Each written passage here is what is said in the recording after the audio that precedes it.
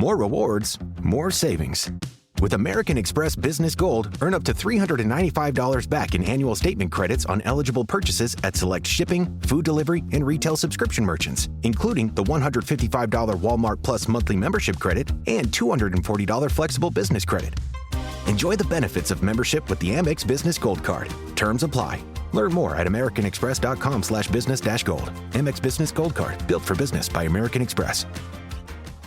Are negative Google reviews hurting your business? Don't let unfair feedback cost you customers. At Webamax, we specialize in removing false, misleading, and damaging reviews so your online reputation stays strong. Our expert team works quickly and legally to clean up your digital presence, helping you rebuild trust. Visit us on the web at www.gowebamax.com. That's GOWEBIMAX.com, or text us for a free quote at 856-840-8343. Don't let bad reviews define you. Get immediate help from Webamax.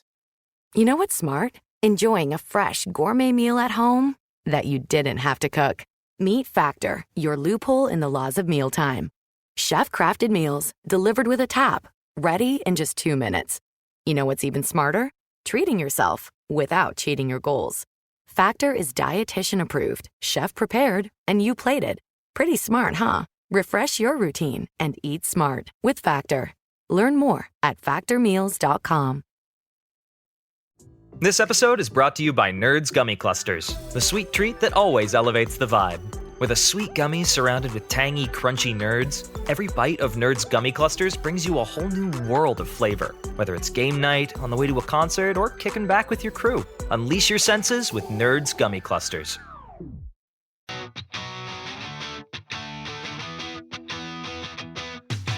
Welcome back to Rams Up, your favorite LA Rams podcast. We're part of the Fans First Sports Network. You can follow us on our YouTube channel as well, at LA Rams Up. I'm your host, Mark. I'll be joined often by my football guru, Ian, along with a bunch of other friends of the show on occasion. Let's get to it.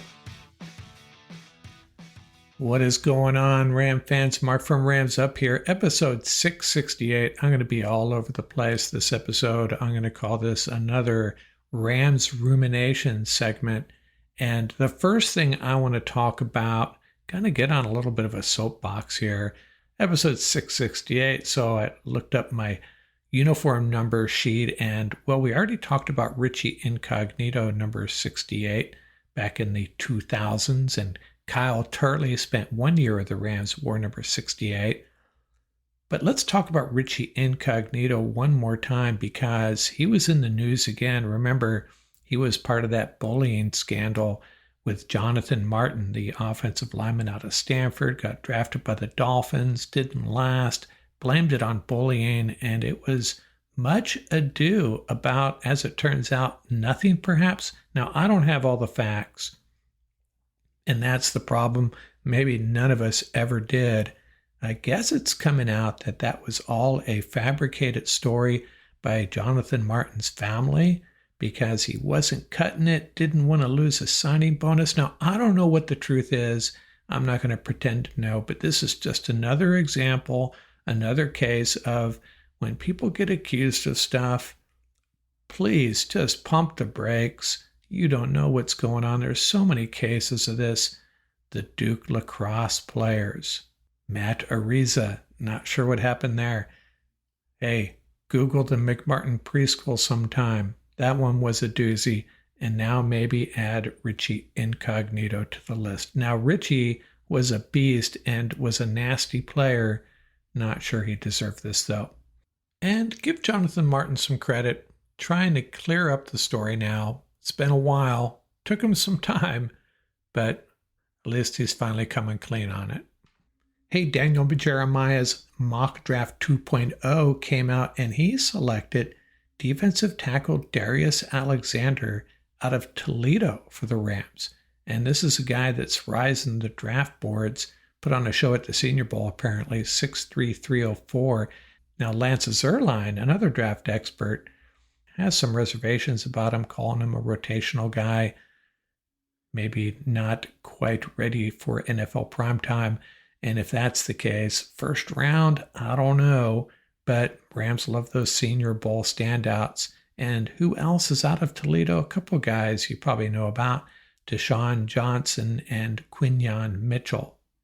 Now, Frank Schwab, a Yahoo NFL writer, did a comprehensive piece on, well, he did one on each of the NFL teams' off seasons, what they need to get done, what to expect, changes, and all of that.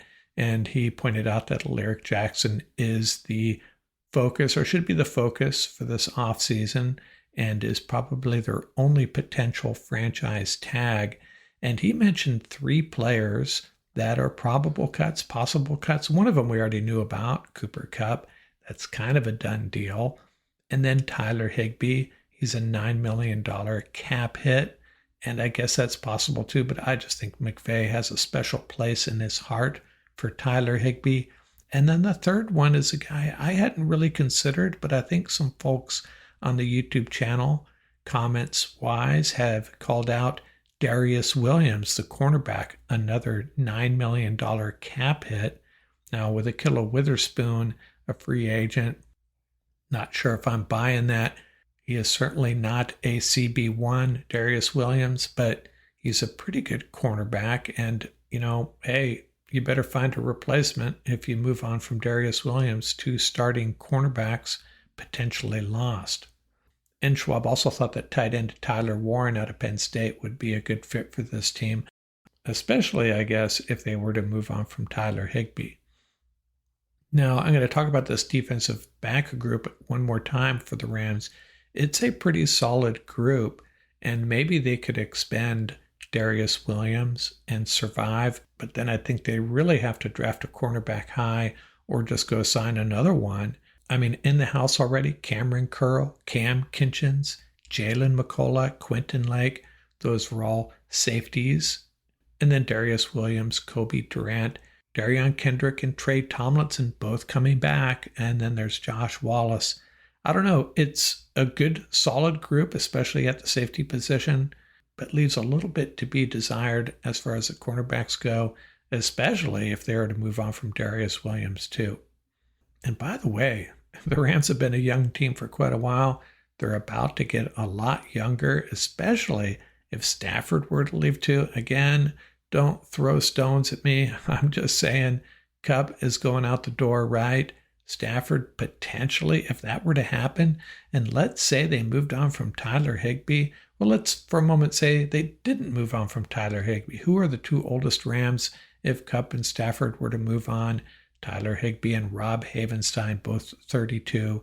Darius Williams, another guy we just talked about, 31.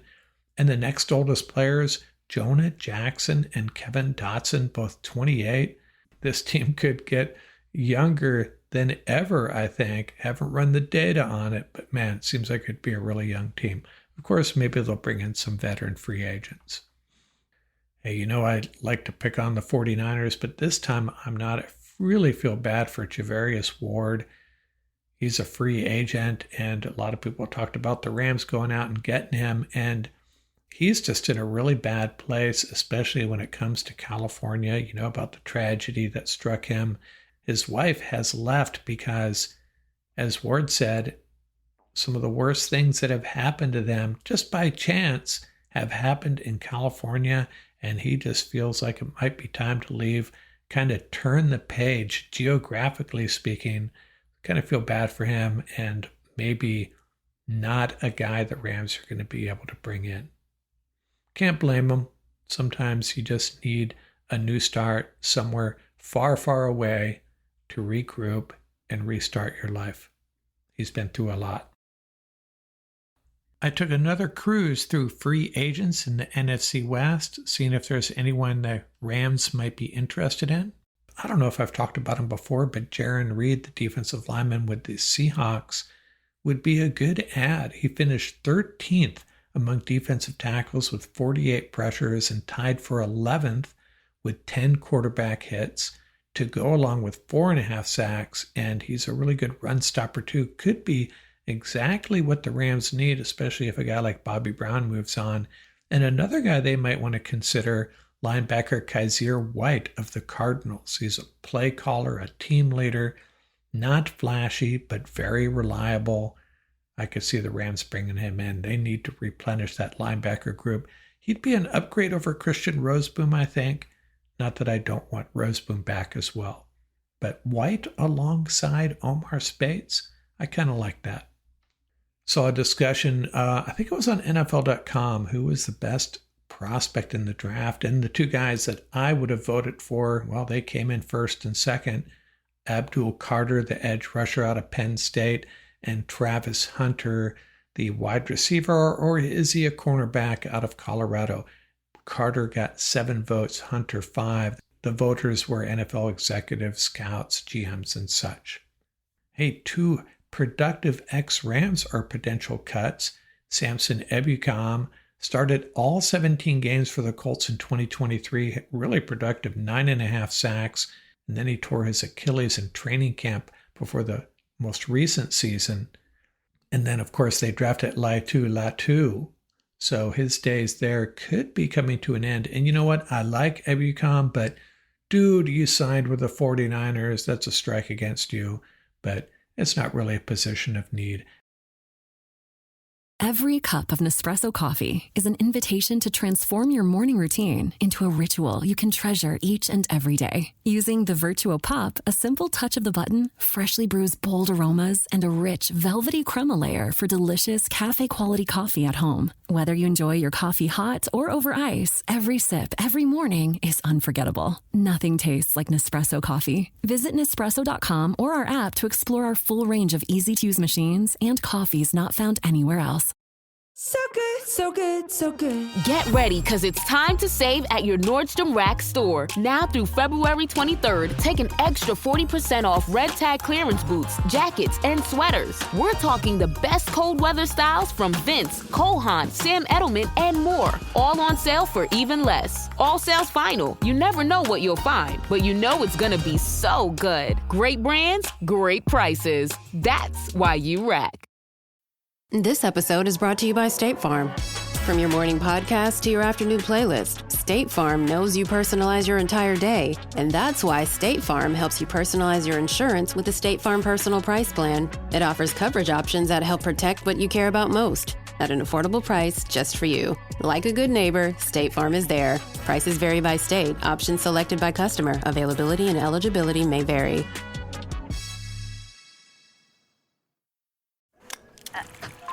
On mute. Workday is starting to sound the same. I think you're on mute. Find something that sounds better for your career on LinkedIn. With LinkedIn Job Collections, you can browse curated collections by relevant industries and benefits, like flex PTO or hybrid workplaces, so you can find the right job for you. Get started at linkedin.com/jobs. Finding where you fit. LinkedIn knows how. Now, another guy that could really help them, one of the biggest mistakes the Rams ever made, I think, was moving on too early from Jonathan Franklin Myers. Was really productive with the Jets for some time there. Now he's with the Broncos. Played just 46% of their defensive snaps. Still had 7 sacks and 18 quarterback hits, though. So on a rotational basis, heck yeah, he carries a $10 million cap hit. So they'll probably be moving on from him.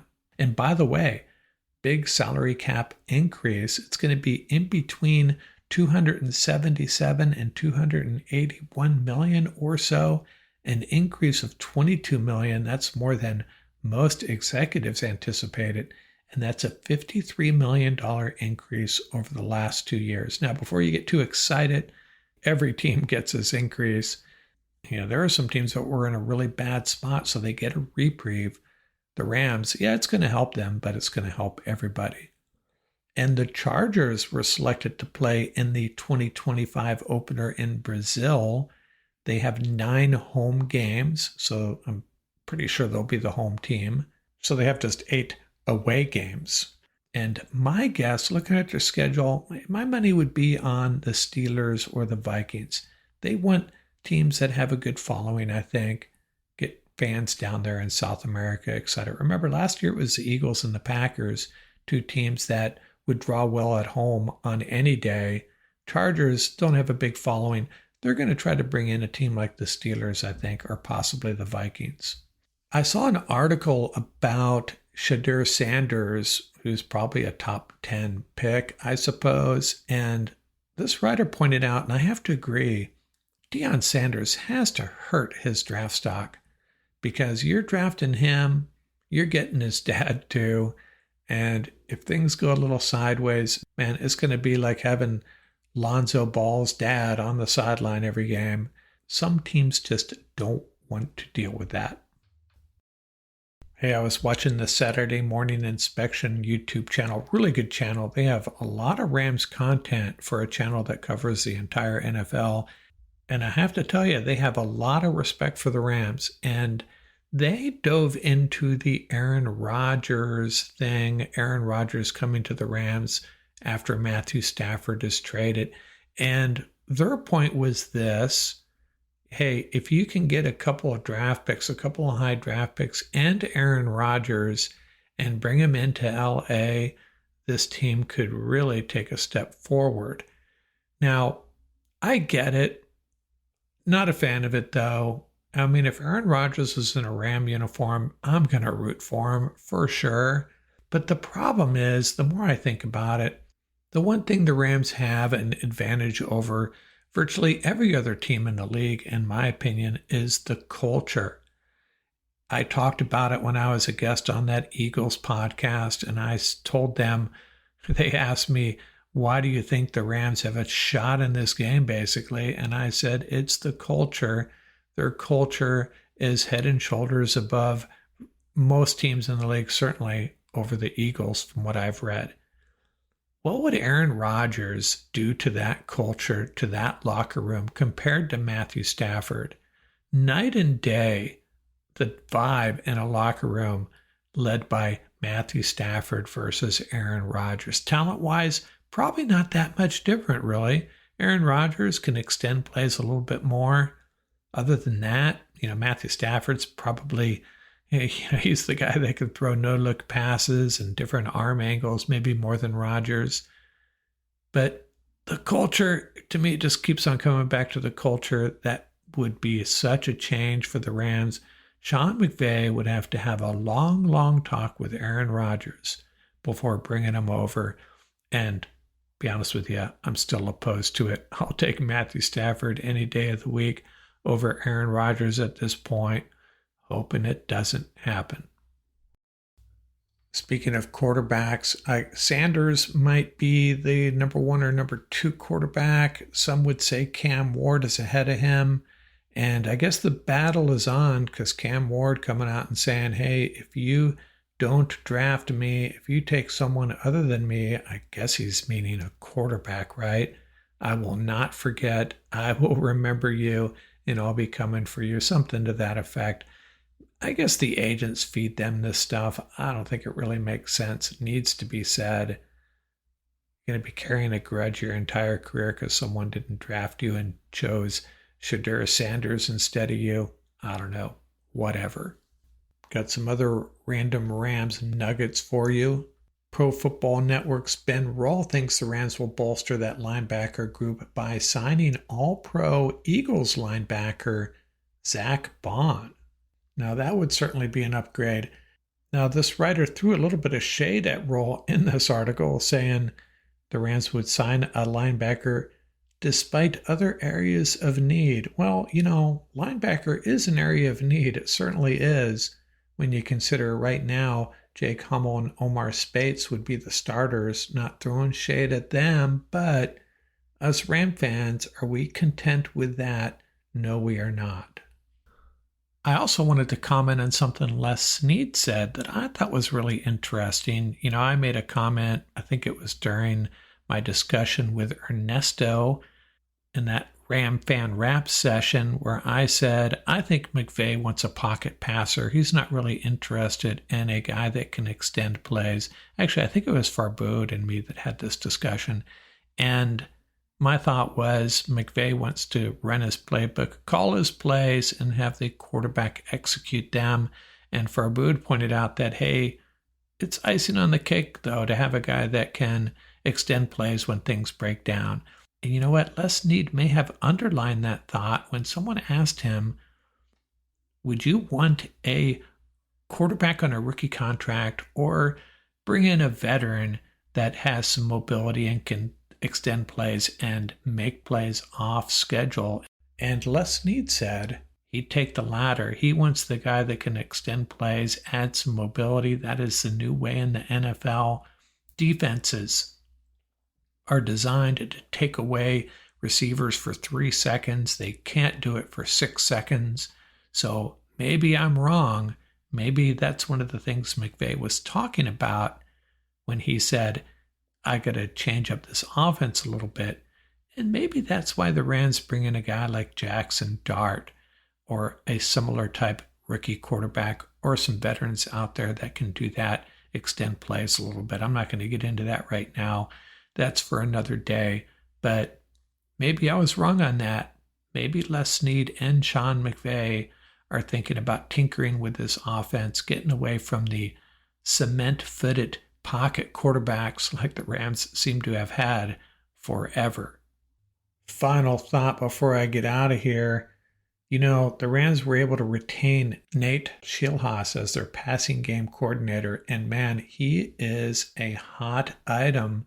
Apparently, he had offers with other teams, decided to stay with the Rams, and you know what? A lot of people are predicting he's going to be a head coach in a short time, 2 years possibly. Interviewed to be the Bucs and Jags offensive coordinator, McVay convinced him to come back. He's a hot commodity. He's not going to last long in Los Angeles. Very fortunate to have him this coming season, that's for sure. Hey, along with Chris Shula getting it together as a defensive coordinator, the Rams draft well, resulting in a really young roster, and they also attract the best of the young coaches coming up. A talented young staff on the sidelines there probably helps them connect with some of these younger players. Rams are in a good place roster-wise and the coaching staff. What a turnover they have to face every year, though. Adds an extra challenge every year with this rotating staff, but at the same time, it helps them attract the best talent as well. In the long term, that's a win for the Rams. I think I just won my taxes. Yeah? I just switched to H&R Block in about 1 minute. All I had to do was drag and drop last year's return into H&R Block, and bam, my information is automatically there. So I don't have to go digging around for all my old papers to switch? Nope.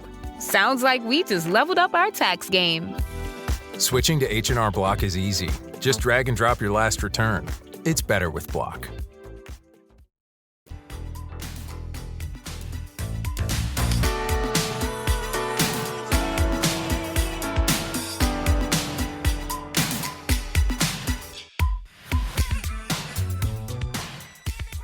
That's going to do it for this episode. Remember, you can reach us at ramsuppodcast@gmail.com. And don't forget about our YouTube channel. Our handle is at laramsup.com. Till next time, keep the horns up, stay safe, and have fun out there.